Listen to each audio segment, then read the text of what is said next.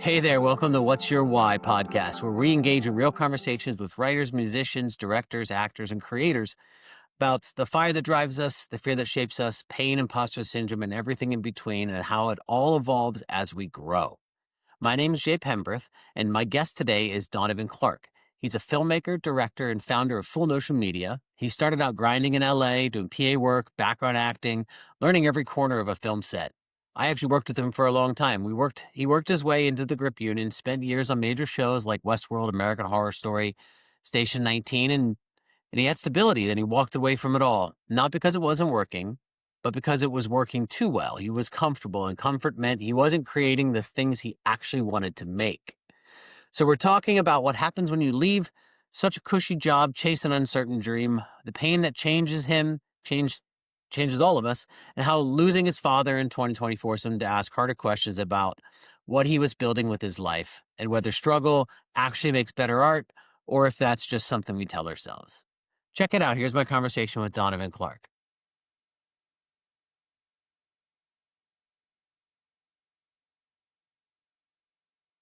Donovan, Oh, what's going on, my man? How are you? yeah. I'm good, man. I'm good. I'm hanging in. I'm still out in LA for now. Hanging in there. Hanging in Yeah, there. weather was out there was pretty nice today, wasn't it? I'm sure. I mean, I don't need to Yeah, ask. it was nice today. I was actually shooting in the desert. I was up in Palmdale yesterday shooting a music video, and luckily it wasn't like 95 degrees. It was like 80 degrees, so it wasn't too bad. And we weren't Yeah. out there all day, so Yeah, it was it was nice and easy going. pissing rain all day today out here. So Yeah. When it rains out here, I'm just like, whoa, I know, what's right? the I miss it. just close the I door. I don't yeah. understand this water coming out of nowhere, What is because I walk happening? every morning. Why is the sky sweating? What's going Yeah, I walk every morning, and it's usually nice, so I get up, and then when it starts raining, even just a little bit, I'm like, "Well, I mean, there's no walking today. I mean, that's it. I on? mean, No walking in the rain. I love walking in the rain, man. that's it." No, I just try to find every excuse any excuse not to work out. It's bad, but Don't we all though? Don't yeah, we but it's all? like, take a day off. It rains. How often will it rain? And then there was that one year where it rained for a month straight. I'm like, okay. And then that's when I fell off my workouts because of that Yeah. downpour. So, I remember there was my first year in LA, it rained for about a month straight. I would have been 2001. okay. I'm old. Yeah. Yeah. I've been out here since 2012. And when was a year? There was a year where it rained like for weeks, bro. It was You like mean the year 3. when we all of a sudden had no more drought? That year? Yeah. It was Yeah, like, I don't know, 21, was it? Or something? something like that. It wasn't super long ago. I No, it wasn't remember that because long. they were doing ski season until like June up Hmm. in Mountain High. Like they were Yeah. just skiing in June in shorts. It's like, I don't know how vulgar this sounds, but it sounds like it's just like the sky is just constipated, and then when it releases, it just you cut that I'm one out. clipping that out. Oh, I'm absolutely clipping that out. That's okay. fantastic. Um, no, man, I appreciate you joining me today. We Yeah. spoke after I went live with my first episode with our boy Jacob. Yeah, I Um, saw that. about Yeah. yeah, it was a great conversation, and I started this podcast so you have some reference. I started this podcast to really kind of explore one why we do what we do, and like Mhm. because I know finding my why took me a long time, and it's changed over the years from having my kids and then just everything really, like just switching from doing production management, which is how we met all those years ago. What was Mhm. this? Has it been? It's not 15 years. Is it No, I haven't even been out close? here 15 years. It was 10, 12, something Something like like that. that. Yeah, Because I long wasn't in the time. union yet. Yeah, it was like 2014, 15 or something Okay. like that. Yeah. So, So yeah, it's just a conversation about that and about how, I personally have a belief that we're all broken and that's actually what makes us beautiful. mhm. And but I think that that's also really can kind of define what we do, why we do what we do and all those things. And so I just kind of wanted to just bring you in and share your story and yeah. Yeah, And like let's dive into it. appreciate Like it. you said you moved Yeah. to LA in 2012, but what was before then? Like Texas. To Texas. Texas. I moved to Texas in, '96. So since '96 to 2012, I was in Texas, and then, went to school, the whole deal, and then went into community college and studied film, and, came out, yeah, 2012 came out. I graduated 2011 and then kind of, meandered for a year, like, "Oh, what should I do?" I remember applying for news stations because that was like, because there was Beaumont, Texas, there's nothing going on there, there's like a few things in Louisiana here and there, whatever. True Blood was there for like 5 minutes or whatever, but, I applied to 3 different news stations, um, and I had contacts in 2 of them because I was in a play with one of the directors that works at, like, Channel 6. So she was telling me like, "Oh, yeah, go apply," and then I was like, um, acting partner in that, we had this bit parts. It was a lot of fun. It was my first play. We had a ton of fun, but, he was like an anchor there. He was like a main anchor there. Tom Wright was his name. I was like, "Okay, cool. Like, that's it. I'll just work there." And, like, it just didn't happen. Just timing, nothing happened. They liked me and all that, just that didn't happen. Got another call from, like, Channel 12 or whatever, like, went there, didn't happen. I think Channel 4, went there, went out, filmed some stuff as like, a audition. Got the camera. That was before I really knew how to shoot. Mhm. I had shot a few things, but, shot something with, this reporter and went and edited, did the whole thing, and then it still didn't happen. So I'm like, "Okay." After that, I'm like, "Okay, 3 stations, context it," it was supposed to happen. I mean, it was one of those, if it didn't happen, it wasn't supposed to happen, that kind of thing. So that's what prompted me to move out here. But thank God it didn't happen because I know people that I went to college with, guys that still they have good careers, but they're like the director for Channel 6 News, It's like, okay. Which is nothing wrong with that, but, Right? you know, Or they're I filmmakers, don't you know what I mean? I made films with some of these guys and they're like, "Oh yeah, I'm like, I'm the switchboard guy for Channel 5 or whatever." You know what I mean? It's like, okay. But it's, it's it worked steady out. income, It right? worked out. It's steady income, yeah, no. Yeah. I don't even have Which is, steady income as right we now. know, in a Some months it's gig-based slow, business, it's not, so one month I'll make 5 grand, one month I'll make 1, right? you know, Yeah. but steady I mean, climbing, but yeah. that's the business though. Like there's a time when I was with my kids and we were living up in, when they were in elementary school, like kindergarten and first grade and stuff, and I was working as an editor, and it was great. It was really good, like, really great to be able to rent a house in LA, and be able to afford Disneyland season passes, like, unlimited for, like, me and 3 kids. Like, it was Yeah, like, what editors make. that's the dream. Um, Yeah, it was great, and then it stopped, yeah, then, yeah, and it yeah. ends. So you moved to LA 2012. Was the itch for the business or, like, the creativity there always? Yeah, I think I wanna say I was born in '85, so early my memory starts around early '90s, and I remember I'd have to confirm with I never really confirmed with my parents, but, like, I went to see Terminator 2 in theaters, even though I was 7 years old. Somehow that happened, but I saw that, theaters or no theaters, I saw that and I'm like, "Okay, this is like," it was just such a special film, and it still is. I mean, obviously, I'm sure you agree. It's an incredible I film, do. so I think that got the wheels turning, and then, Titanic and all that, so of course, The Matrix, so it's like, okay, this is like my thing, and I would, me and my sister would make little videos about, we used to, we had hurricanes come through there around September, around that was like peak hurricane season, Mhm, Katrina and Rita and all that was in September, and we'd evacuate, and a lot of times they were just like small ones, but there was one where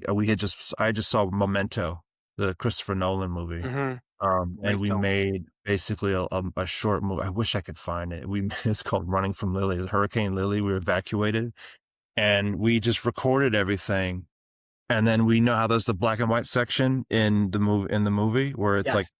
forward time and then the other stuff. So we basically showed the end of our journey coming back because we went to Dallas for like we had a family friend in Dallas, so we stayed there, coming back from there, and then that worked backwards, and then the black and white part was watching it, the Lily, the news reports on TV. I was doing that, so I just cut it all together. I used 2 VCRs, So, because I was, like, slow with the computers and stuff like that to get up on technology at that point, but eventually I had, like, Movie Maker and stuff. But, yeah, I used 2 VCRs to put it together, I used a PlayStation that kinda cut music in and stuff like that, so that was kinda like us messing around, you know? How But, old were yeah, you? I'm You were how old when you were doing that then? So freshman in high 15? school. Yeah, 15. How do I do that math faster than you? Terrible. I'm terrible at it. That's alright. I was like, I Yeah. was I was 2000, I was getting ready to just move to LA, give it all up, and move to Los Angeles. So, like, so Terminator 2 kinda lit that fuse for you, huh? Like, what was it about the movie that you? Because I remember seeing that movie. I Yeah. remember I didn't see that movie in theaters, which is weird because I probably should have, but I remember my uncle used to get laser discs, and Mhm. he recorded it from laserdisc to VHS, and then I watched it on that. So, like, in the middle of the Yeah. movie, you see it the recording have to turn from like, flip the disc, and so, like, it But goes to yeah, yeah, blue, yeah. and then it comes back Understand. on. Yeah, Oh, yeah. yeah. But, I can't even remember. I'm trying to remember the first movie that I saw in theaters, and Yeah, I know it was Terminator, and then I know Lion King for sure. Saw Lion King in theaters because I remember, the part where at the end, this is my memories is it's just it's in my, it's those, it's a core memory Mhm. that's like stuck in your head. Yeah, The part where at absolutely. the end, Scar's fighting Simba and Scar's like leaping toward the camera, and it's all like Mhm. it's Yeah. all slow motion. I remember just like cowering as a kid watching that. It was so Huh. bad. I remember seeing that one in theaters. Yeah, I'm trying to remember the first one I saw in theaters. I did not see Terminator 2. It's a fantastic fucking film, though. Like, Yeah. but what was it about that movie that, like, something clicked for you? Was it the special There's effects? something Was that it the way it was James shot? Cameron there's something, and he still does it to this day, even with Avatar.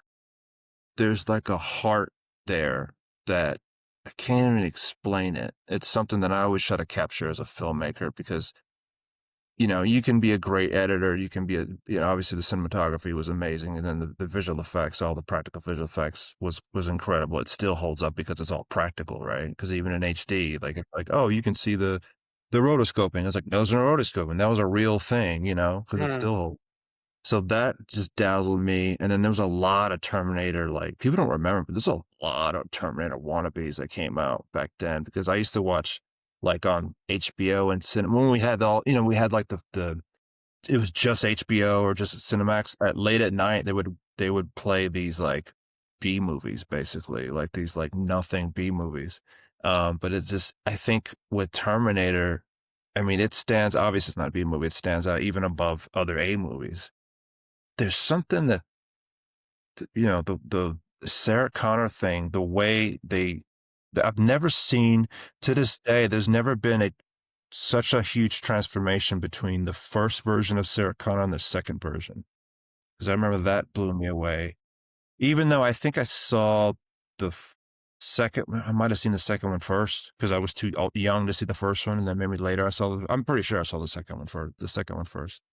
But just the emotion and just I don't know, it's just the script, it was just like a perfect marriage of everything. And James Cameron just one of those guys, he just knows how to capture. I don't know what it is. Him and Tarantino and, a Mhm. handful of like not even a handful, maybe 2 or 3 filmmakers that can do that. Spielberg can kind of do that.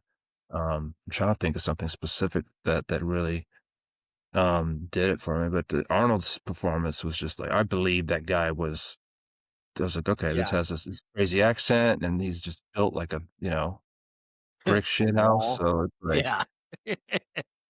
I yeah, remember when that movie came out, the way Robert Patrick ran as the was that it yeah, the he was a yeah, T3000, is that what it was? The T3000? the T-1000. T1000, right. Yeah, Where he ran. liquid metal. Yeah. When he was running Wait, like this, dude, yeah. I remember all I did for a year when I was running was just do that, like, Oh, yeah, yeah. thinking it actually Oh, made me faster, bro, yeah, it's just the aerodynamics. I think that's what right? Tom Yeah, I'm slicing the air as I'm running because yeah. it works. It was Yeah, just yeah, and I heard, when you like and breathe then in the air. behind the scenes, I had the, DVD, special edition, like the steel case or whatever, and the Mhm. behind. Or like this I used to be in love with behind the scenes stuff. That's why I miss DVDs. You could go in and, you click all the deleted Yeah, scenes and for stuff. all the younger listeners, DVDs are little discs that would go into a box and all. Yeah, yeah, yeah. It's wild that it's like, because I even like even Blu-rays are old now, you know what I They mean? I are. I met a guy, I shot an event with this guy, and, I was just picked him up to go to the downtown, and I was to chat with him. He's like, "Yeah, I collect, DVDs, like, special editions and stuff." I was like, "They still make them?" He's like, "Oh, yeah, they only make, like, because no one buys them." So they like, he was talking about, like, "Oh, I bought the Nightmare on Elm Street, like, you know, collector's edition or whatever with the hard case and the booklet and all that. They only made, like, 20 of them or something like that." I'm like, "Man, that's crazy," you know? So, I That's mean, I have, insane. like, a bunch of DVDs and Blu-rays, and I still have the Terminator one. Um, Yeah, I have the Titanic yeah. special edition. I remember Yeah. because Titanic Man, came when that out. What's that? Go ahead. yeah. That was big when that came out. That was obviously, when I first watched it, I was younger, so I was like, "It's just boring, like, when's it gonna sink," you know? But Dude, that now was it's just my like, date movie. That year, I saw yeah. that movie I saw the movie in the theaters 13 times, and, Mhm. by the 10th time, it's just literally it was the date time. Yes, they were all different dates too, because I Yeah, was of course. a whore, I guess, you know? I remember I remember one I of was them. I just don't know what there. date. What'd you say? I was just there. Right? I remember one of them. One of the dates, that would have been when did that come out? Titanic came out 95? 94, 95? 97. So 97. I was in 10th grade in 97. Alright, yeah. Anyway, no, but I remember one of them. I was watching it, and it wasn't like it was back when, people, I guess they still go dinner and a movie, in high school, but who knows? I don't know. I don't know necessarily if that way it works anymore, but, um, I remember being on the date, and dinner was really bad. Like, we just did not get along. She had but and she had seen the movie once before, but she wanted to see it again, so we went to see the movie, and, like, I was just like, "Alright, I'm just done." So when Leo there was, like, 3 people in the theater, so when she finally let go of Leo's hand and he sank, I just stood and went, "Die, motherfucker!" She just looked at me. I was like, "Great, shall I take you home?" She goes, "Yeah, let's go." It was great. I was like, what are you gonna do? Yeah. Like I took my mom to go see it when he did it in 3D. He redid it in Yes. 3D. He spent a year, like, mastering it in 3D, and it was incredible. I Did didn't you get see it, to I see it in wanted 3D? to. It was like, how some movies, they just kind of like, they just kinda carve it out, and you can tell it's like they Mhm. kinda, like, slept on it, but Yeah, they James just kinda Cameron, I like mean, Cameron James Cameron, like, just I mean, I don't know what the process is, obviously, but he spent an entire year, he spent like, millions of dollars, like, making this to where it looks like it's native. It looks like they shot it, so it in looks 3D. like Avatar, or, another one was, like, the 3rd Transformers was a really good 3D. Movies aren't Yeah. great, but, like, I it was a remember good experience. one of my editing job actually that, when my kids were super young, I worked for a guy named Craig Tanner, and Mhm, he worked on the first Avatar and learned how to do the 3D, like, the way that they shot it, and then mhm. also the editing and the convergence and all that other, like, setting so, like, I actually learned that process from Wow, Craig, with his product like, our kids went to the same elementary school together, okay. and he found out I could use Final Cut Pro, and he's like, "Are you any good?" I'm like, "I'm dangerous. Like, I know, like, I can cut something together okay." He goes, "Oh, great. Yeah, I'll show you what to do." And I worked for his company for, like, 3 years, but learning how to do the same way that James Cameron would have done it on the Titanic thing and, like, setting the eyes and the 2 convergence and, like, being able to change what the oh, I mean, I'm grateful for that. Like, I think it's an amazing skill. I don't know what value it has, like, I'm sure it has value now, but I don't, editing is Yeah. I enjoy editing, but setting convergence is not fun.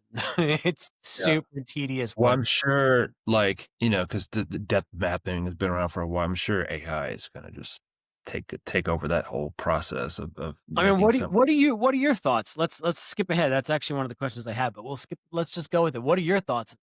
AI, like, what do you think? Like, as a filmmaker, you're not in front of the camera, so Yeah. I guess it's gonna take your job just as much? Like, do you think? What are your thoughts? So, yeah, I mean, it's here to stay, but I think as far especially someone who likes to shoot, not from a technical standpoint, but like from I wanna create something, I wanna create an emotion, I wanna create something for a business, I wanna create, like, an experience for the viewer. Um, I still enjoy doing that, and then AI sort of can fill in the gaps. If you're shooting something set in the '50s or something, like okay, you see a bunch of cars and you see, like, a rural neighborhood that otherwise cannot be created, other than just, like, a lot of, like, rotoscoping, a lot of, like, modeling and all that, or you can just put a prompt in, match the style, pan down, and then we're into the actual real stuff because that's what's missing from it. It's, like, the real human connection, like, real um, performances. Okay, so AI aside, you land in LA in 2012, right? So, like, what did you think your career would look like when you first got there? Like, I moved out to LA to write and realized I had nothing good to say or nothing good to say well. I just wanted to just get in it. I remember getting there. I lived with my aunt for 2 months while we looked for a place. Because I moved there with my ex girlfriend, and she got a full time job down here. So she was a breadwinner. But for a little bit, my aunt told me, said, "What do you want to do in LA? What do you want to do?" I was like, "Well, obviously I want to like make movies, direct, whatever, but I don't know anything. Yeah, I went to school and I shot a couple things on 8 mil or whatever, but like I don't really know my anything, whatever." So she's like, "Well, do background acting. Just go do background acting." I'm like, "Okay." Like, all right, I was like opposed to it. I was like, I don't want to be an actor, but then it was actually the perfect thing to do. It didn't pay well, but like I was on set. I met a couple ADs. I'm like, okay. And then I would ask them, so what does one do? Like, oh, just go on, hit people up, go on Craigslist. I did Craigslist for like a few months, whatever. Got into PAing. I did it for a couple of like different production houses, and then eventually got into gripping because PAing didn't pay that well, but then got into gripping. And I was just kinda going, what I mean? It's like, okay, one thing to the it's like going through school. I felt like I was like, "Oh, this is just the process," going through it. In the back of my mind, I always wanted to be a filmmaker, but I'm like, "Okay, well, you can't just, like, make money being a filmmaker," you know what I mean? So I got into, I was on a movie and the gaffer, he had his own I remember the first time he had his own truck and all that, and then those guys came to me like, "Oh, you're tall." I'm 6'6" and, 260, on a dry day. They looked at me like, "Hey, man, you're big, strong, whatever. Hey, put this light up there and lift this, lift this dolly." I'm like, "Okay, cool." And I was like, "All right." So, like, and I'm used to making like $100 a day during being a PA. And then I found out Mhm, that grips make like, 400, they can make like four or $500 a day or whatever. And if they're doing corporate jobs, they can make like eight, $900 a day. I'm like, whoa, okay, I'll do this. And it was a more chill job too, because it was like, I remember working on this baseball movie a long time ago. Belushi was in it, and, I got to meet him, and I was a PA, and there was only, like, 2 or 3 of us, and we were getting our asses kicked. It was the middle of a heat wave, middle of September. It was terrible, and I remember the grips were just hanging out, just, like, chilling. They were in their little area hanging out. I'm like, "Man, I wanna hang out." This is just being in production and being an AD and all that, which is it's just mentally it's just mhm. too much mental, like, handle there's some fun to be had in it. My favorite part about it was setting background. I love setting background, but, it just became too much, and then I just wanted more money. I'm like, "Okay, well, gripping is worth it," and then gripping I got into the union eventually, 'cause so this was, like, 2014, 15, and then That's about union when was, we like met, wasn't it? Was it yeah, I around think we then? met right before I got into the union. Yeah, it was before you got into the union, yeah. Yeah, and then it went from there. I was on an Amazon show, and then I was on, like, American Horror Story and Westworld down the line. So I was on bigger TV shows and making good money, saving a lot of money, getting a good nest egg, meeting some people, and then working alongside like filmmakers and other DPs and all that. So that was really cool. But it was still just not, it was just like the thing of the day wasn't like, how are we gonna make this scene work with this girl? How are we gonna get this? Or, what's how are we gonna like it was just like, hey, where the cart's gonna go? Where the cart's going? What scenes do we have? We got day for night or night for day. That's it. No one cared about the script. Every now and then I would look at the script. I was on Horror Story for like a couple of months. I would like read the script. And I was the only one that knew what was going on. I was like, oh yeah, this is gonna do this, and then this is gag here. I was like, how do you know? I was like, read the script. They send the script out. And this is a rare point where they actually sent the scripts. Station 19, I did that whole year. I was like a main guy, so they sent me to. I read the script all the time, and everyone was like, how come you didn't watch the show? I'm like, I knew, I just read everything, so I just knew Yeah. it. And it's not my kind of show too, so I was like, and I was there. I didn't really need to see it. I was there for the whole thing, but it just was like, yeah, like, again, it was like it it was a technician's job. It was like I got to learn a lot about lighting, a lot about I love the camaraderie with the guys, but just I was like, okay, do I stay here? And this was 2019, and then the pandemic happened 2020. And then after that, I was like, okay, I made good money. 2019, I made a lot of money. So I was on 2 full shows. I was like, this is good. I can do this. And I know guys at 50, 60, they retired and they're doing well. A lot of guys own houses and stuff like that. So I was like, okay, do I continue doing that? And I'm getting older. This was 5 years ago, but still, I'm like, okay, I'm going to be 40 in 5 years. So here I am, 40. Um, do I continue doing this and it's good money, or do I just kind of like start to step back a little bit? And then I learn a lot doing all the stuff I've done. I've been a P, I've been PA. I was, excuse me, I was an AD for a number of years. I did production design. I worked in camera. I worked at a camera shop. I learned how to rig all that up. And obviously gripping. I know everything. I know not everything, but it's still a lot of shit I don't know. But to be a set grip, I know a lot about that world, and how that works, and working 14 hours a day and being in the grind. And, I was on Westworld doing 16-hour days and Not a getting bad beat place up. to be, though. No, I Westworld, always an tell people HBO like, well, show. how is it? Is it hard to do? I was like, well, it's usually your body just gets used to it. Your body gets used to just getting in your car, driving, and then working 14 hours, getting your butt kicked and coming back home. But the only problem is if you want to do, and I did movies, I put a movie out in festivals, I think 2018 or something like that, 2019, but there isn't that much time to do other stuff. You know what I mean? I've shot and directed more stuff in the past 2 years than I have in the past 10 years. Because I Mhm. just had that time, and it's like, if you're working you're working 14 hours a day, 5 days a week, and you only Oh, have yeah, 2 your days off. weekends. 1 day is to sleep.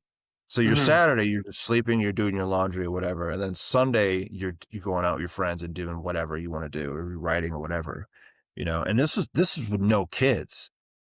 And I had to work with guys that had kids. I'm like, how do you do this? Like, how do because I know a guy, like, every time we had lunch, he would just FaceTime with his daughter or whatever, and he would see his daughter, like, for 5 minutes when he got home, and then that was it. Then he had to get up and you know what I mean? And he was a best boy, so he put in extra hours in, he had to do homework, he had to make orders, he had to make sure the key grip was happy, you know what I Mhm. mean? He had to make sure the next day or whatever, so it's just like, okay, like, I gotta make a decision, like, I could coast and just this is a cushy.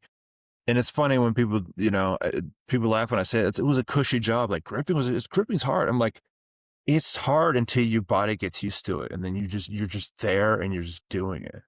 You know what I Right. mean? But, I And it, mean, it is exciting. 'Cause it's also hard to a point where, like, because once the scene is set and they're in there shooting for the next 5, 6 hours, it's sitting around and waiting, right?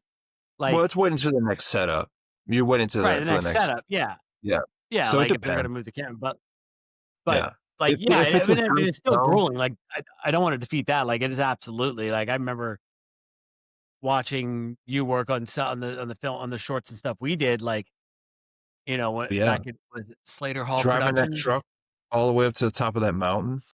Dude. Yeah, but that You that remember that was one of my you remember favorite you were telling me, productions. "I don't know." I was like, "Bro, I'll make it." I drove through a cloud. That's how high up Yeah. I was.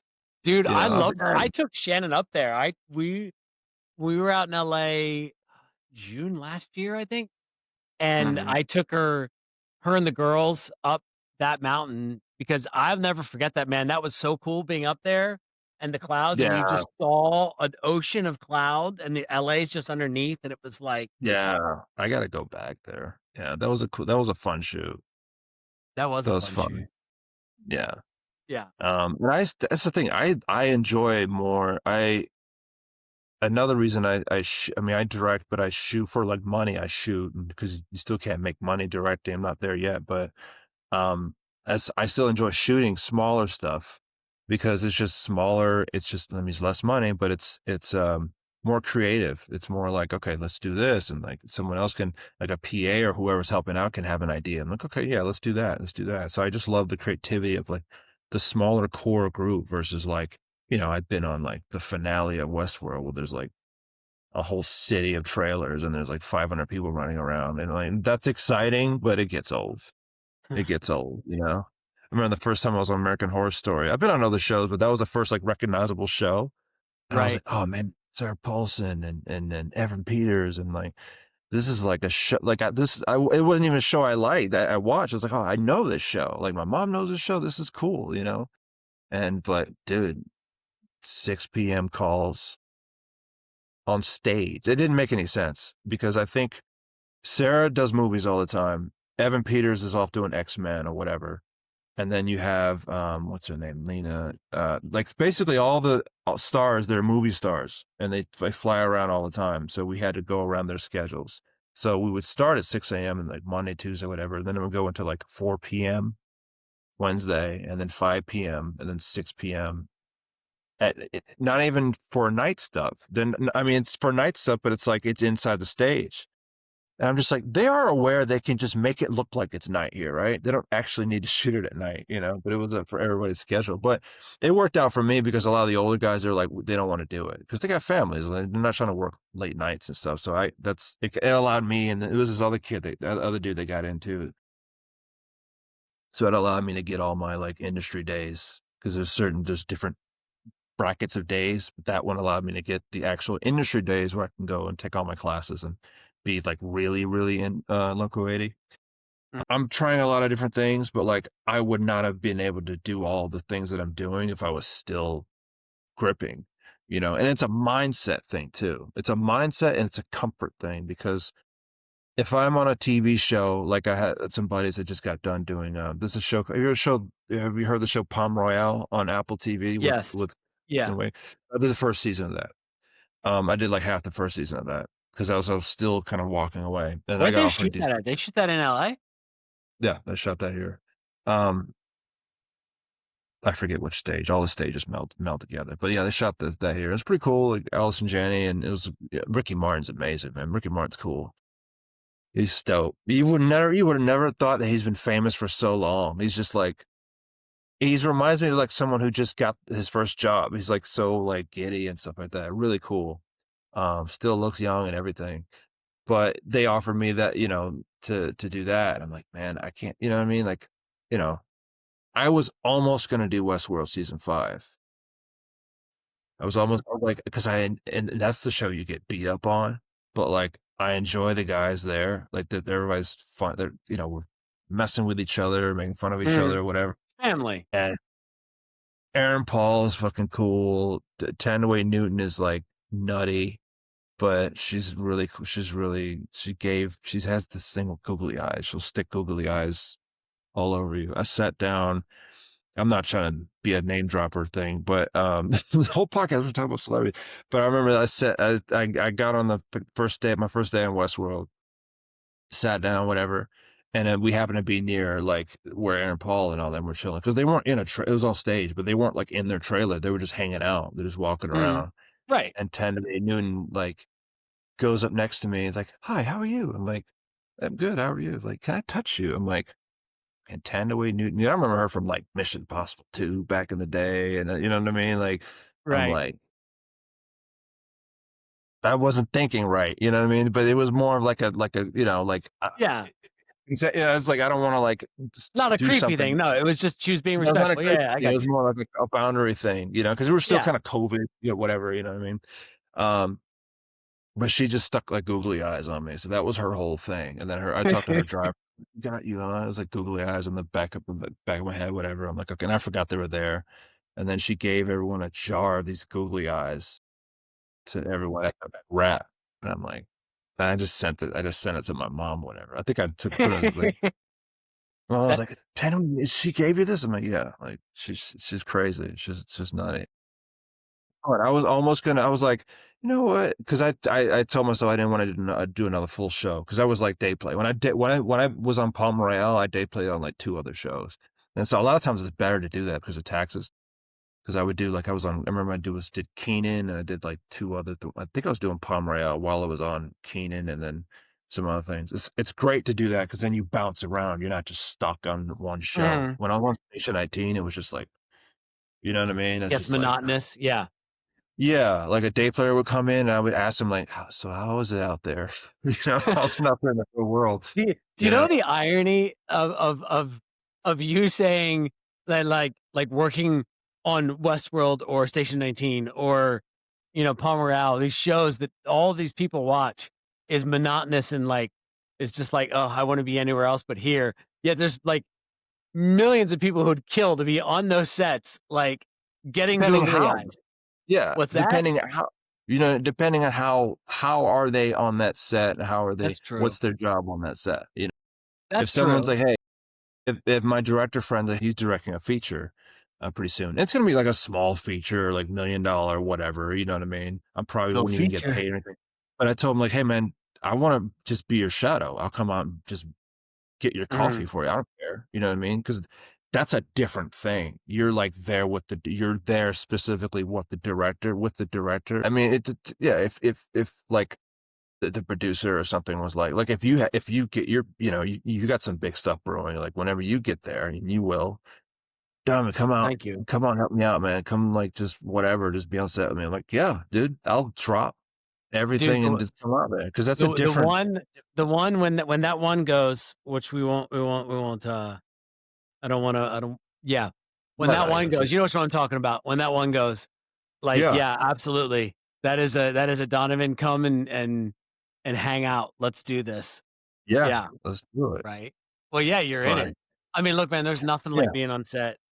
For me, being on No, set's and like going I don't home. regret any I don't like, and I always I can't I could always tell myself like, "Oh, man, I wish I'd have, like, did what I did when I first moved here." But, like, I wouldn't have the knowledge and then I wouldn't have been that mature to do it then, Mhm. like, before doing all the set work. Because then I'd be like, "What am I doing? I need to be on set. I need to go on set." But I've been on set for years, you know what I mean? I was local 80 for, like, 8 years, you know what I mean? So it's like, I've done that. Now I wanna, like, kinda do my thing, do my brand, get my films out there, you know what I mean? Right. Work on my company, work for myself as Okay. opposed to just whatever. Right. So what is that? What is Donovan doing his own thing? Right now I run Full Notion Media. It's a commercial company, Okay, commercial, and that's brand new, right? You just launched that, I believe. Yes, yeah, you I did. just launched And I'll that. make sure I'll put links to all that stuff in the show notes. But Yeah, yeah. yeah, I appreciate that. 'Cause I did, I do music videos, I do dance videos, and like I said, I do anything that, anything creative that people want. Like I actually really enjoy. I'm not like, oh, I just got to do these things to make money. Like I enjoy like telling all kinds of stories, like shooting all kinds of stuff.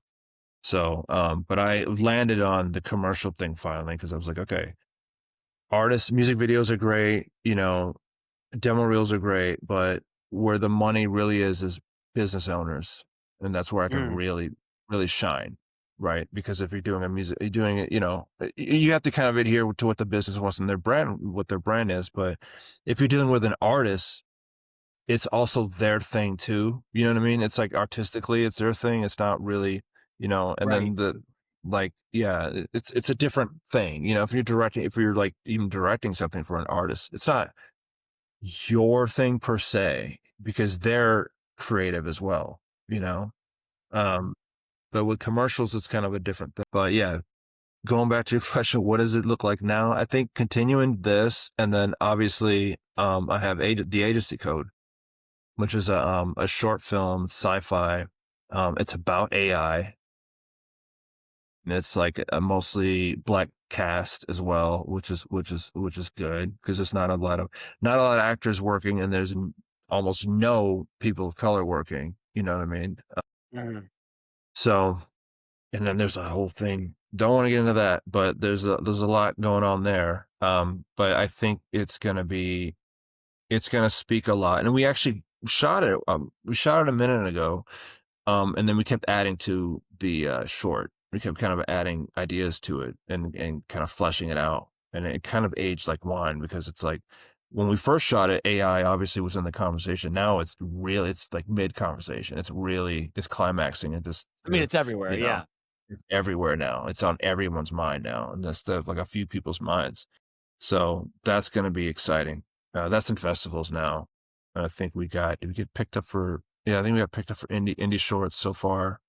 Nice. Pan Congrats. African. Yeah, my partner, Lennar Thomas, he's doing the festival side of it. But yeah, that's going to be fun. We're going to do a whole media blitz on it. We're going to do like sort of like a TV show. We'll have like a host and we'll do interviews with the cast and we'll put all that. We'll put out a whole like Instagram page for that and just kind of like blast TikTok and YouTube with all those materials. So it's a lot of fun. It's a lot of fun. So the feature film for that I'm working on, and then we'll eventually pitch it because that's the thing. Like, you know, we could do short. There's guys that just do shorts, but like I'm trying to get to, trying to really get my foot in the door doing Okay. feature film while we're Right. still making like feature films with real people. Who knows what will happen next Not year? with AI Next year might actresses. be like, yeah, we were good. Right. So Philly so so Nor why? Warrior. What so dive into a little bit of the heart of it. Why do you do what you do? Like, what is, to quote the name of the podcast? What's your why? Like, What's my why? yeah, like why do you? Man, I should have thought about this more. I don't know. I think it's one of those. I don't feel like I have a choice. I feel like Okay. they I have vivid dreams every single day. I say day because most of our dreams happen in the morning, actually. But I just always have ideas that are just pouring out of me all the time. Story. Some of it sticks, and so obviously some of it, the cement kind of sets in, and then it turns into agency code, right? Or it turns into Project Hmm. Wednesday, or whatever it is, or a podcast, or a web series, whatever it is. Um, it's just there. It's not really about, I don't want to do this for fame or money or anything. It's just, it's like, why does an artist paint? It's like they want to express themselves. They want to put themselves out there. And then and one of my favorite things is every now and then I'll go back and I'll watch all the stuff that I've shot and all the edits I put together. And then just kind of like going back. I mean, just like kind of giving myself feedback, but also like, man, this is cool. Cause like, and everything's online, right? Like 100 years from now, all this stuff will be online. So people will be able to see like, oh, this is where he was coming from. This is his artistry that he put on screen, you know? So that's a big part of it. It's just like leaving something behind. Your baby, like I mean, I'll have children eventually, but for now, that's those are the children. Um, but yeah, that's why I made that decision and during the pandemic, because the pandemic was so cool. It was like everyone had to sit and think of what they really wanted, and I was just Right. like, I don't want to like just grip until I'm like 60 years old, and yeah, I'll have pension and all that, and bad hips, which is fine, I'm cool with, but I wouldn't have shot all the stuff I've shot. if I'd stayed in it, 5 years ago. So there's some regrets with it, but there's also like, well, if I didn't walk away from it, I had regrets because I just need to just, you know, I tell everyone that the main reason, well, why'd you stop gripping? Why'd you get off, why'd you get off the grip truck? I'm like, I just needed to like, it feel like it's a waste, Waste of, if it, for you, like you're wasting yeah, away, because of all the or stuff I want to do, all the stories I want to tell, and then not just that, but just getting better at telling the stories. You know what I mean? I'm not like, not an amazing filmmaker, but I feel like I'm getting better, and I'm finding out that like get into the going back to James Cameron, like getting to the point where I know how to really like get that emotion going. Like I want to Mhm. discover that and just become a better artist. Like, you know, no matter monetary, money comes and goes, right? Like whatever. It's just a Always number. make I more. just tell myself like it's just a number. You just have to make sure it doesn't reach zero. Even if most people it did reach zero. It's minus Right? zero. And it's fine, like it's I mean, fine. look, when you love what you're doing, there's difference, like you said, Yeah. you could do the grip thing, and I get that. You could do the grip thing, you could do the cushy job.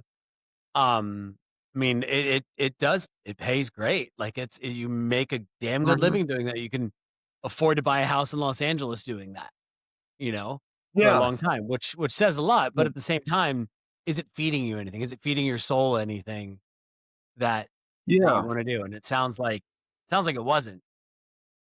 Yeah, it wasn't I mean, I was because I had this conversation, I had, drinks with a friend of mine, like, last week, and she's like, "Well, are you happier now that you" I was like, "Well, there's the steadiness and the cushiness of I know this TV show goes till November, and I know I'm number 1 on the show or number 2 or whatever. I'll day play for 2, 3 days a week because I always I usually show up and I do a good job, and they always usually bring me back. I always get, like, roped in different shows. That's what happened to Horror Story and Palm Royale and all that. But, that's the one thing that's missing is, like, the consistency. Because right now, I mean, in the video agency, like, that's gonna grow, you know what I mean? That'll grow for a fact, and then there's always shoots going on, but it's just never, like I feel like I felt like whenever I first freelancing as a grip, before I got in the union, I was like, "Oh, man, I'm not gonna get a job. I need to get a job, whatever," and I would, like, hit my phone, I'm like, "I need jobs, whatever." That's how I feel like right now with shoots, because like, I Yeah. have things lined up. I have the TV show I'm putting together. Um, and I have this commercial and there's another music video, but it's like you're kinda waiting on people to "All right, when are we doing this?" I'm having to like, "Hey, are we still doing this? Are we still doing that?" Like, if not, Mhm. whatever, I'll move on to the next client or whatever. But I think after about I mean, probably after a month or 2, it's gonna get a lot better for me, especially if I get when I get this other project kinda off my plate, the car thing, like, it's gonna open up and it's gonna be, I'll be, I'm gonna be in a really good place. I feel like I think that it's all worth, all the stuff that I worked like the last 2, 3 years, like filming, and then obviously like practicing, right? Because I've done the real star stuff. So I did like 3 camera shows basically. So I practiced for Mhm. this stuff. And then I ended up getting a 3 camera show just randomly. It was just like this plastic surgeon that wanted to do this. He wanted to do this radio podcast. So I was like, "Oh, I'm ready for it." 'Cause I was like, "Well, if I was gripping, I wouldn't even do that because I wouldn't really know how to do that." I'm just like, Mhm. "Well, I know guys that know how to do that, but I don't know how to do it." So it allowed me to kinda like, "Okay, I gripped. I kinda know everything there is to know about that, and I'm good on that. I'm kind of like spent on that. I'm all right, but like, 10 years from now, I might be done with the whole video production thing. I'm like, all right, I'm done with that. You know what I mean? And there may not be a video production thing in 10 years, but You I might never find know, something else. right? Yeah, I think it's just you Um, gotta go through life. You gotta like find something you love, do that. And if you don't love it anymore, go do something else, and then just that's continue hard. doing. That's something that's hard for a lot of people, you know? Yeah, I think Like, for me, that puts you constantly outside of your comfort zone, and that's a very hard place to be for a lot of people. I completely yeah, agree but with you. yeah, I mean, it's hard to make that even when I first moved to LA, like, so many people were like, "What are you doing? There's so many people that are out there struggling." This one friend in particular, she does, like radio stuff, and I told her she needs to move out of here. You know, what I mean, she's a prime candidate to come out here. But I told her I was moving out in 2012. And she was like, "Well, Donovan, there's so many people that are trying to do it. There's still people out there waiting tables." And I just looked at her. I was like, "Well, they're waiting tables, but they live in LA. They don't Mhm. live in Beaumont, Texas." You know what I mean? Right. They're Nothing waiting against tables in Beaumont. Los Angeles. Great place, but Right. like you're not gonna like get a feature deal in Beaumont, Texas. You know what I mean? Unless you're just really exceptional and you're online and everything like that. You have to kind of be in You town. have to put You know what I yourself mean? in the place where it's happening if you wanna have any chance of making it. Yeah, yeah, it's not even about, like, you have to be there to literally to you have to physically be there, you have to, like, mentally be there. You have to, like, be in that that, uh, that giant circle that is LA, and you have to, like, go to the events and stuff like that, and just meet those people, and, um, yeah.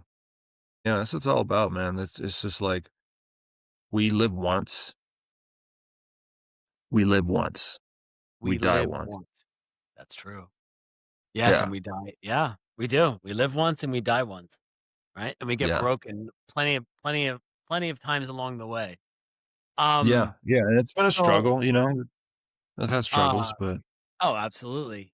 Um, yeah. I asked Jacob this in the last episode, and I actually think it's something I wanna ask everyone, but, like, um and in my written interview series, I've asked the people that I've interviewed there as well, a very similar question, but because it's something that always fascinates me. Um, as a creative, as someone who's writing your own content, who's creating your own stuff, um, what sort of role do you think pain plays in art? Does pain create better art, or doesn't it? Like, does it play a part in the material that you source within yourself and write, or is it not even part of the equation?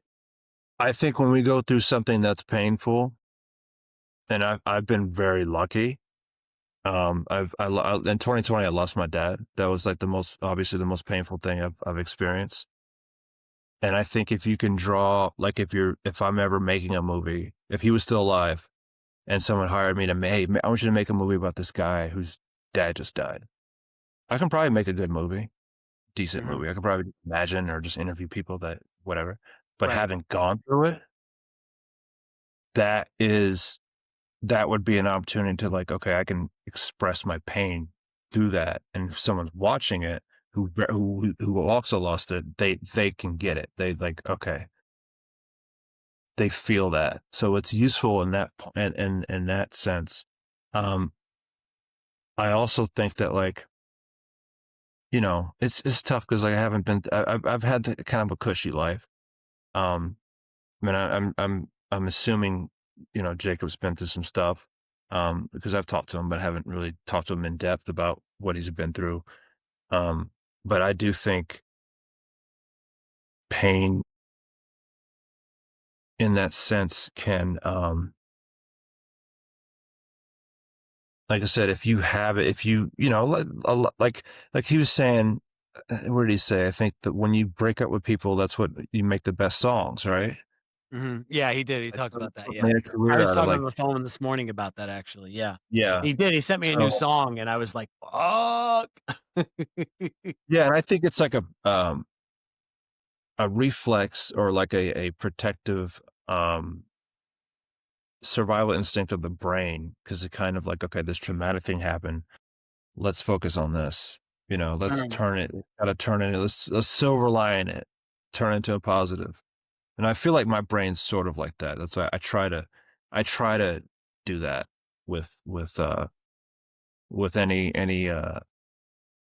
trauma or anything that happens. I try to, like, well, you know what? At least this happened. I always like, well, this kind of happened at a good time. You know what I mean? So it's like, well, at As least it much as happened the now. trauma can happen. When you get a car accident, when you like just get paid and then you get a car accident, I was like, well, this is the best time to have it for you broke. That's You know what I mean? that is a hell of a line to draw there, man, from trauma to well, I guess car accidents are a form of trauma too, so Yeah, it could be traumatic, but yeah, I mean, it's like a death in the family is that, you know, it's never a good time about that, but I'm sorry about there your was dad, one. man.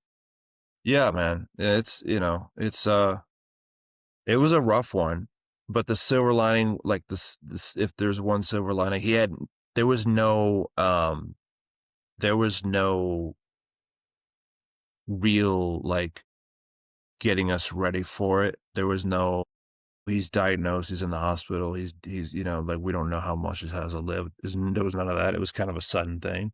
I wasn't, I wasn't, I wasn't too shocked. He had a triple bye the year before.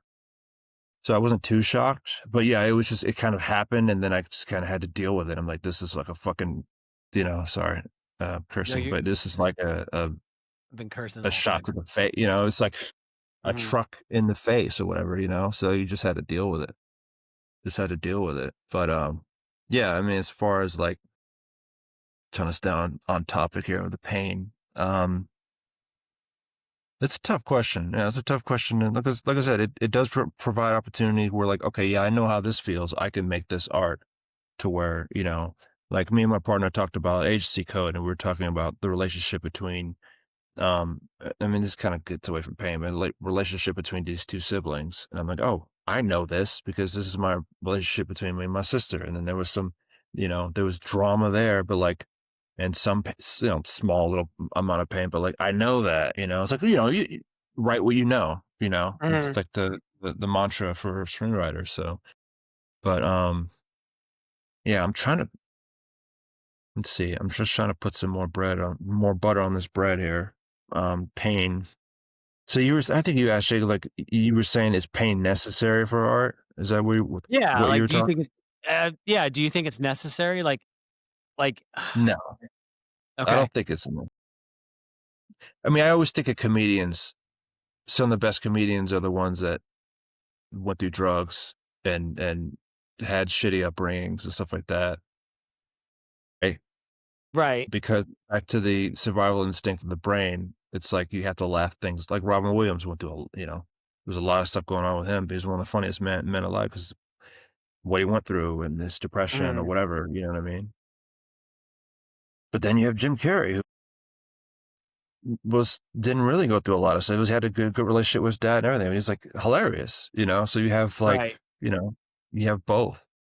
So I don't know. It just depends. I think pain definitely like gets you out of it forces you out of your comfort zone, and then you have to change. I think pain changes people. I think that's what it is. Like pain changes people, and then they change for the, you know, hopefully they change for the good, and they start maybe reading books more, or they start like getting into this, you know, getting into something that they weren't getting into before to escape the pain. And then like, hey, you know what? Like I feel like you know, I always said like, oh, whenever COVID hit, that's when I kind of like, it was really my dad dying, and then coupled with COVID. So I had this bad thing happen, and then I had to sit for 4 months and think about it. So I feel like that pushed me. Like I feel like if he hadn't have passed, for sure, if he hadn't have passed, and then COVID didn't happen, I probably would still be gripping full time. But those two things changed me, right? And now I'm doing something different. Now I just have a different mentality. Now it's more like, oh fuck, you know, like he was only 6 years old, so it was like, okay, he was fairly young. So I was like, okay, well, I got 25 years before I get to that point, you know. Hopefully I'll last longer than that. Do I still want to do what I'm doing, or do I want to like, you know, it really made me change. I think Mhm. that's what it is. I think pain like changes you in a fundamental way, even if it's slightly, you know. Yeah. Sometimes change is good, sometimes change is bad, you know? Sometimes something Well, really bad happens to yeah. somebody and they just never recover from it. Yeah. Well, I mean, I feel like that's your how you interpret it. How you how you interpret the pain that broke you. Like, what do you do? How do you what are you putting back together? Are you putting it back together with, like you said, I'm going to learn. I'm going to try to really improve. I'm going to try to do these things differently. Mhm. Or look at it and go, oh, like you just said, like my dad. was 60 when he passed, like, and I'm 35. I got 25 years. I may have 25 years left. Like we don't obviously don't know how much time we have, but like God for pray it's longer, right? But Yeah. um, and but at the same time, because what if it's not? Like, I get what you're saying. Like, am I spending? Or there's the way to look at it, going, well, I'm still alive, so fuck it. I'm just going to keep doing all the bad shit that I do, and and hope. Yeah, I mean, like I said, like, it was kind of a wake-up call of, like, you never know when you're gonna go.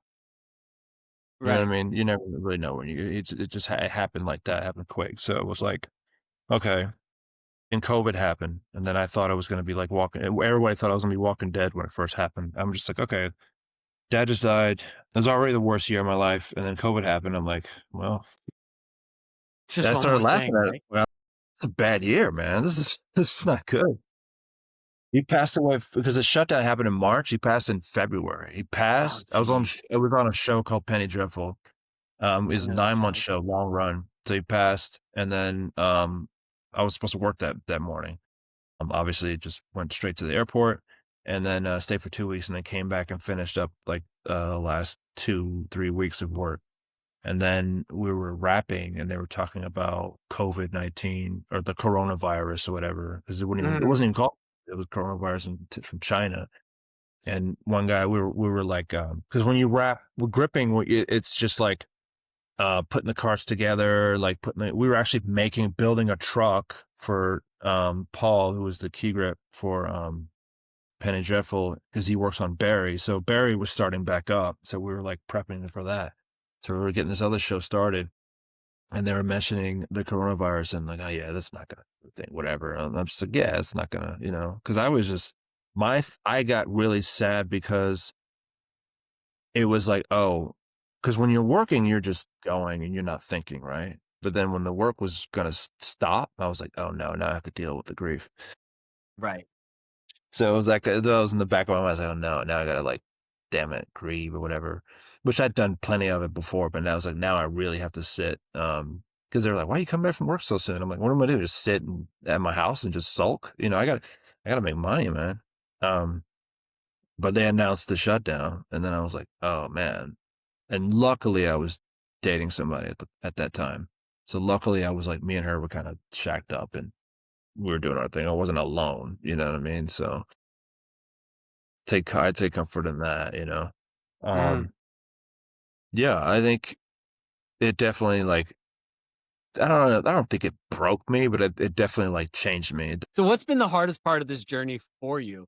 Like you said, you said multiple times you kind of had a cushy life, but like, what's something that's challenged you? Um, I think the biggest challenge balancing the creative stuff, and just because sometimes I would just want to like edit and put some stuff together and have ideas. Like I want to like write all this stuff, but then it's like, oh wait, I need to do this so I can like take care of this and make sure all my bills are paid and make sure this business is set up. So it's that balance. So it's just like it's never like, oh, you just quit your job and then you go live your dream. You still have to do something. You still have to do something for work or whatever. Right. But it's Uh, just that's been exciting. Even that's been exciting. Like I think it's been hard, but also because I'm someone who, if I become too, and this is really dangerous, and then I'm actually like, because I'm sitting here thinking, I'm like if I when I catch steam with the company and I start making money, I just listen to a podcast. I listen to podcasts all the day, all the time about businesses and growing businesses and stuff. And this one lady was saying like, don't never get comfortable with success. If you're making like, if I land a $10,000 job, tomorrow with this thing, I'm like, I made it. That's it. But it's like, even though I like literally the car thing, it is a $10,000 job, and it's just like, no, I still have to do all this other stuff because it's like I have to edit all these, and it's cool. I'm getting this money, but like I still have to keep going. I have to like. right. So that's why I'm doing outreach. I don't know, like creatively, like I have like writer's block and stuff like that. It's hard for me to actually. It's really difficult for me to like get into a regular writing schedule. Why? I don't know, because I have ideas, but it's really hard for me to, like I'm a creature of habit. It's like working out. I have to, like, okay, I have to, like, today I'll write an hour, and then every day, Mhm. okay, I have 3 or 4, I'll write an hour. And I kept that up for, like, a month, and then, like, I fell off because I had to do something else or whatever, you know what I mean? So, like, okay, I'm not doing that anymore, and then I'm editing all the time because I'm working on my business, I'm working on, my creative stuff, which is, like, the web series right now, and then I'm working on, um, the car show. These each episode is, like, 10 minutes, and it's a lot of edits and car stuff and like, intricate edits and stuff, music. So, okay, I need to work on that. I need to, like, get this part done, and I'm always trying to, like, every day, and I used to really be lax with it because I used to kinda, like, I'll work on a little bit and then, like, and not really get not to get everything done, but, like, I would try to work on something and then, like, not quite get there, and then the next day, I'm kinda stuck doing that same thing, that same edit or whatever. But, every day, I try to be better about, like, "Let me finish the task. Let me finish this," you know? But Mm, with writing, I have to consciously, like, okay, I have to set some time. But as right. far as, like, scheduling myself for writing, it's just sometimes it's tough. So, okay, what do you fear losing more? Your ability to create, the freedom to create what you want, or being relevant? I don't care about being relevant. Yeah, because relevance to me is, like, you're I not mean, it's popular? Like, what to me, what is what does relevance to you mean? um I mean, really kind of what you said. I mean, in this day and age, it is like, do people know who I am? People know who you are, yeah. Like, do they really I care what mean, I have to people don't say? know I mean, there's some people that know who I am, but, like and it'll probably grow as, as the business grows, but, and obviously as I direct more stuff, like, some people will recognize me, but, like, I'm not trying to I don't want that huge fame thing, I tell everyone I wanna walk into a bar and, like, maybe 2 people know who I am, like, "Oh, man, you're Donovan Clark. Okay, cool, yeah." And they buy me a beer, that's it. I don't wanna have But to, but like, but lead, what like does that what does that even buy you in this day and age? Like now, you know what I mean? Like yeah, there's there's YouTubers everywhere. well that and there's just so much stuff that comes with it. Like there's something to be Mhm. said about being able to hide in a corner but also if you're doing it for the relevance, why are you even doing it in the first place? That's empty. You know what I mean? Like if you're doing it for the accolades, if you're doing it for the recognition, Exactly. you Yeah. know, Yeah, I mean, which is I'm fuck because I did it for like, that my for a long time. I was chasing that myself and it never got yeah. anywhere good. Yeah, I mean, a lot of this, I listen to a lot of interviews with big actors and directors and stuff, and their thing is always the same. It's because so many people think that, like, "Oh, man, Benicio del Toro or whoever," just one example, he just, like he just aimed to be famous. He just was aiming to be famous. Denzel, he just aiming to be famous. Like, no, they were just doing it to do it. If they weren't famous, they would still be doing it. Right. Probably broke, 'Cause I love but it. probably still doing it, and that's why Yep. they're famous, you know? But this day and age, I mean, fame is, it's just fleeting, right? Because it's like, "Well, they haven't It's posted anything in cosmetic. a week." Scroll, they haven't posted anything. Oh, gone, Yep. done, whatever, Yeah. you know what I It's mean? just it's that 5 second. How many actors that got canceled or whatever that we forgot about? You know what I mean? Like, there's probably, like I'm sure there's, like if someone gave us a list, look at these 10 lists off, like, 10 actors who we know from, like, the '90s or into early 2000s, and we go like, "Oh, yeah, I forgot about them. Oh, I forgot about them." We literally forgot. We forgot about. You Mhm. know what I mean? Not everybody, but, like, I'm sure there's a few people like, we'll always remember James Woods, right? When's the last time you've been in something, you know? Like, this is the whole generation that just that don't, Right. So, it's, and it's even more it's even a more exponential now. It's more like, oh, they have to keep posting every day. You gotta keep posting, gotta keep posting, gotta keep posting, Yeah. It's I don't have always time that, and for it. I just I wanna make a good living, and I wanna have children eventually, like, raise my children in an environment where I can feed them, I can take them to Disneyland or wherever they wanna go, and I'm doing but I want to make a living because if all I wanted was that, I could have just kept gripping, right? But I want to Right. make a living doing what I would love doing. That's the goal, and I'm Okay. giving myself another 10 years. I don't know. I'll give myself another whatever, but like, it doesn't matter. Like, I'm just going to continue doing it. It's just one of those, if you keep pushing, like, and that's what I Something hear all the breaks. time. And I have to, I know it, but I still have to hear it. That's why I listen to all these podcasts. Like, you just have to keep going, like, keep pushing and keep Mhm. creating. All right, let's move into the last little lightning round here, all right? Okay. So, what's a film that changed how you see storytelling? Is it Terminator 2 or is there something else? Well, I mean, immediately go to Pulp Fiction. Okay. As far as like chronologically or whatever, Pulp Fiction, Memento. Um, but trying to think of something before that. Reservoir Dogs is another one, but that was still sort of like sort of linear. It was flashbacks, but it was pretty much linear. But I would say Pulp Fiction is something that's like, oh, I didn't know you Okay. can, you know, Could do that, right? yeah, Okay. yeah. I mean, All it right. made If you sense. could if you could work with any director, who would it be? Tarantino. Okay.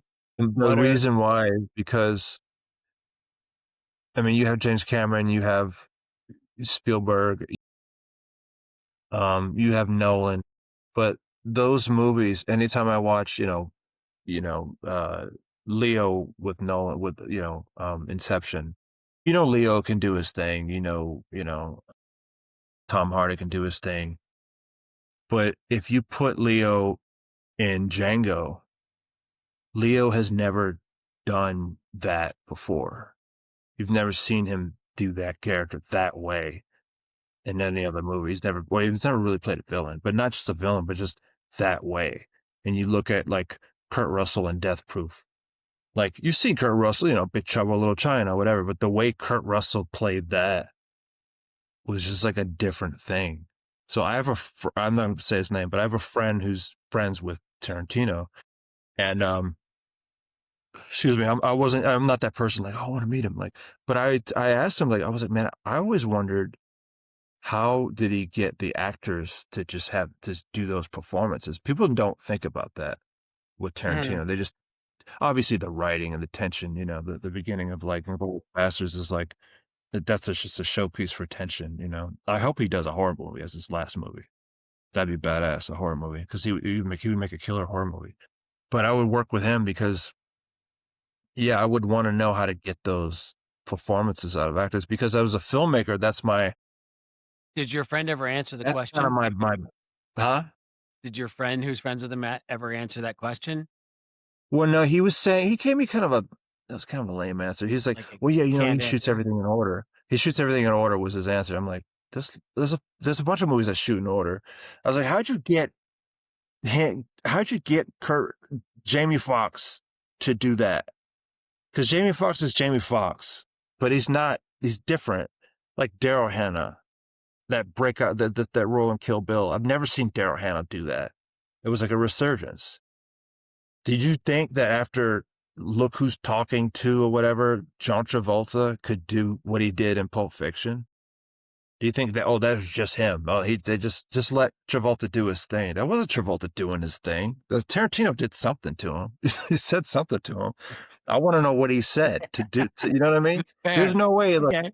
Gotcha. Travolta's a Okay. great actor. Right. You know what I mean? He's a great actor. But like Samuel Jackson's like, okay, I can believe that. You know what I mean? But like, to get that performance, I mean, there was somebody that's another what other examples are there of that? But like there's just something I just wanted to be in that room of like and I hated that answer. That was just like, if he I listens can to see this, he'll why. never I followed up because I thought we were just gonna shoot get your a order. nugget. That's it. I'm like, no, dude, like, no, that's not why. I followed up the question because I thought we were gonna get a nugget, and then that's what I'm disappointed. I wasn't even the one asking the question.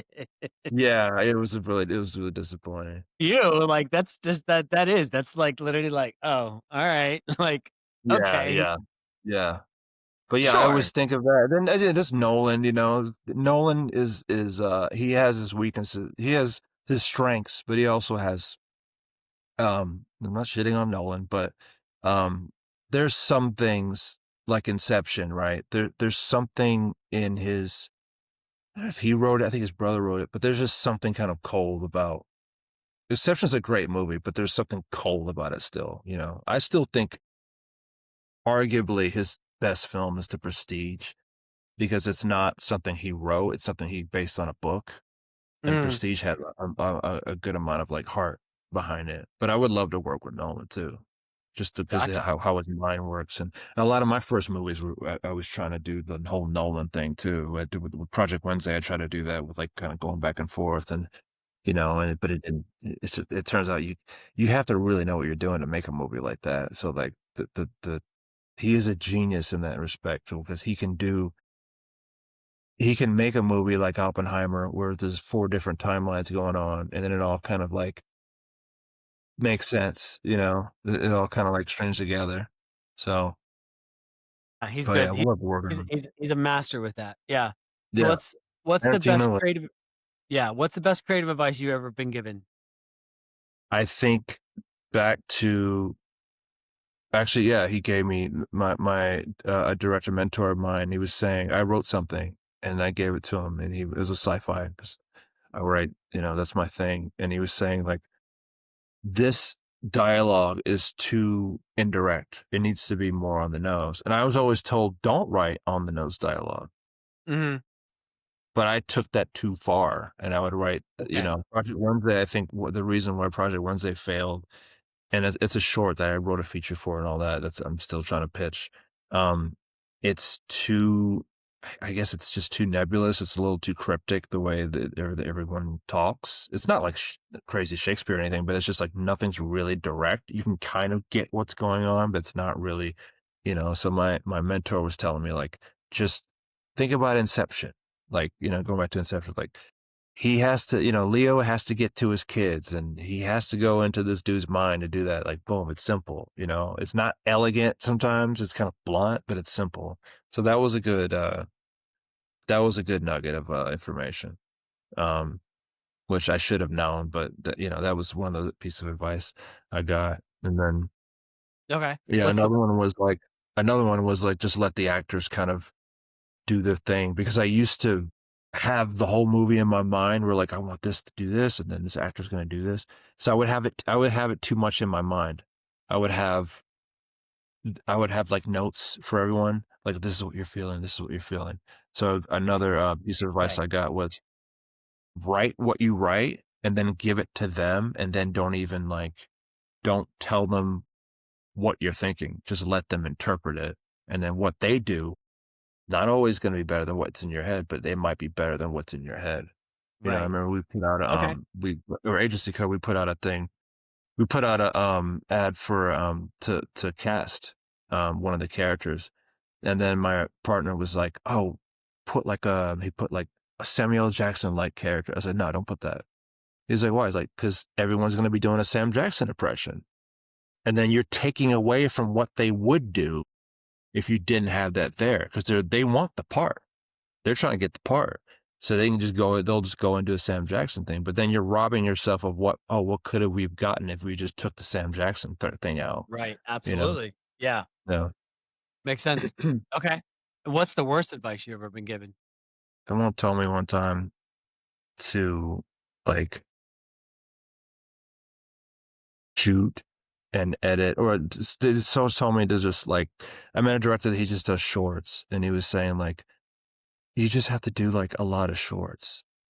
I was like, "What do you mean?" I was like, "Just you do like 15 shorts." I'm like, "15 shorts?" And don't get me wrong, there's people that everyone does their own thing. They goes you know, they go their own speed, but, like, I'm not trying to, like and I've done a lot of shorts. I have a lot of shorts I haven't put out. I have, like, 5 other shorts that the little things I've done that I haven't put out because I just think they're like I don't you don't need to put everything out. It's just more like, "Okay, that's just kind of for me," or if I wanna show somebody what I can do, I'll show it to them, but I don't know if I Mhm. wanted in festivals per se, but, like, yeah, it was just like, "Oh, just you have to just do shorts for, like, 10 years or something like that." And I was like, "Well, it's good to do them, but you also need to get to a point where" and if you're making money, you know, you can make money doing shorts, you Mhm. know, you can out, but that's rare, right? It's probably more co maybe it might be more common now, but, um especially like verticals and stuff like that, which I'm looking at, starting to look into, and that actually makes money. But yeah, that wasn't bad advice, but it was just like, yeah, it's not my, I don't want to just make shorts, I'll make scenes, but eventually I want to get to the dance, which is features. Right. Absolutely. I mean, yeah, Well, I mean, it's to dance right now. it is. It is. It All is right. right So, now. what's next for you, my man? You've got your Um, commercial production company. Tell us yeah. a little bit about that before we wrap this up. Yeah. So it's Full Motion Media. It's called Full Motion Media. We do produce commercials. Me and a buddy of mine. We do like testimonials. We're trying. Our brand is more. We do cinematic stuff, but our brand is more realistic testimonials. Showing the brand and kind of not a shaky cam, but just kind of like a gritty kind of like environment. Because with AI now, that's what people are. I feel like if anyone who's against AI, they're gonna want that realistic, like even if it's phone coverage or whatever, you know what I mean? So we might experiment with that, which is shooting things on phones, because that's how a lot of companies like get stuff sold now. They just have influencers shoot it. Um, it's really about just carving out what our brand is and where the direction we want to go. So that's exciting. So yeah, that's fullnotionmedia.com. And then Instagram at Full Notion. It's on TikTok as well. And then I have a LinkedIn for it as well. But yeah, we're open to just do business with any business, videography wise. If you want to do interviews, commercial for products, social media packages, the whole thing. So That's awesome, man. that's it. Yeah. Yeah. So there's that. And then there's the agency code, which is it's a big exciting thing that we're doing. It's a 22-minute short film. It's in festivals right now. We're gonna have a feature film written out that we talked about. We got a few people we're talking to pitch it. I just connected with a guy. I heard him on a podcast, and then I just hit him up and then sent him the trailer, and then so hopefully we'll do some collaboration there. So yeah, I have that. Yeah, vampire feature I'm working on, so there's a short film I did for a 48-hour film contest called Viral. It stars like my friend, Julia Shmuskova. She did an incredible job, starring in it, and it inspired. I've never shot something and it just inspired me to do a whole feature. Hmm. Inspired me just to shoot the whole feature. I don't know when I'll have time to do it because agency code kind of overtook that. But that's coming too. Once we make our pitch, once the feature's done for agency code, that package is done. We'll kind of like ship it around. I'll send it over to you, whoever wants to read it, Absolutely. Yeah. feedback, whatever. And hopefully get that going. Hopefully by the end of next year, I'll have it, you know, the hope is that it happens. It will happen, but the hope is how soon will it happen? That's the Right. thing. Hopefully it happens soon.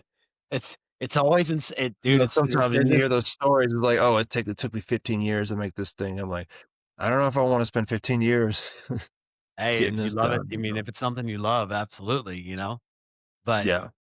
that's the thing about this business. Um, awesome, my friend.